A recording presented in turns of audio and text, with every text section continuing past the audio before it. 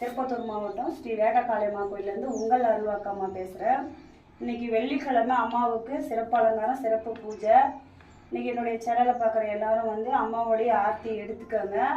இன்றைக்கி பொழுது இனிய பொழுதாக இருக்கட்டும். உங்களுக்கும் எல்லாரும் வந்து அம்மாவுடைய ஆர்த்தி எடுத்துக்கோங்க.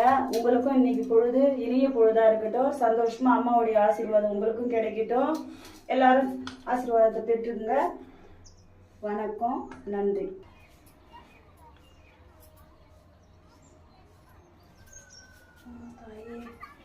எல்லாருக்கும் இனிய பொழுது, எனக்கும் இனிய பொழுதாக கூட இருக்கா.